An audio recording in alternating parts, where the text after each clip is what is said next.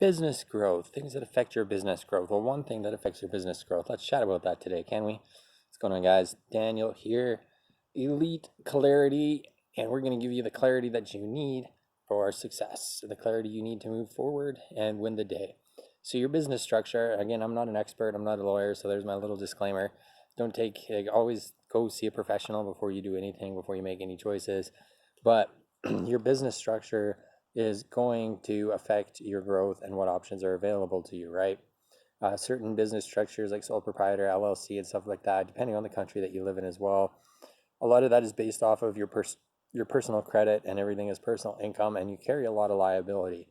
And so when you're looking for financing as a business or a business owner, entrepreneur, whatever, that can be very restrictive, right? And personal credit is a pain in the ass.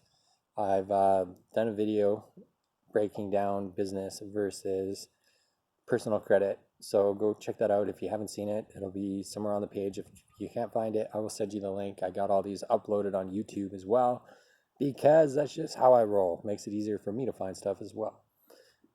Whereas then you start talking about like C Corp, S Corp, stuff like that.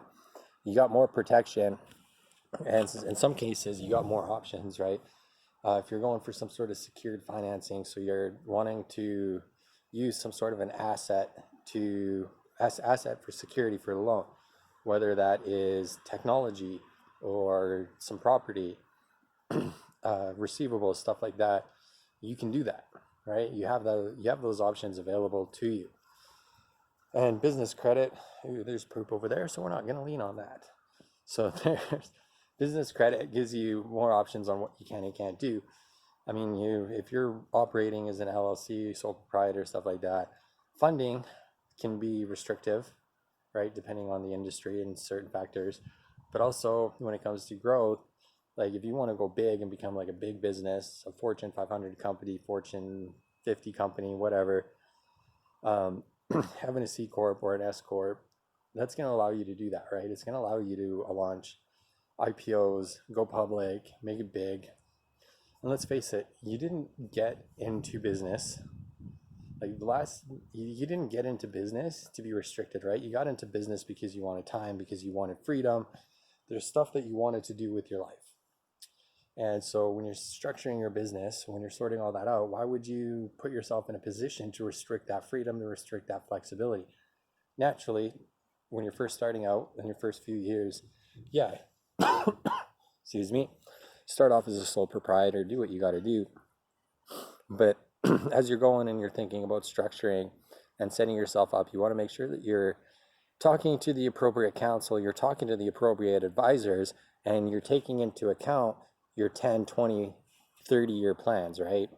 The last thing that you want to be doing is having to restructure your company while you're growing because you didn't set things up properly. You didn't pick a solution that actually works well for you and your growth.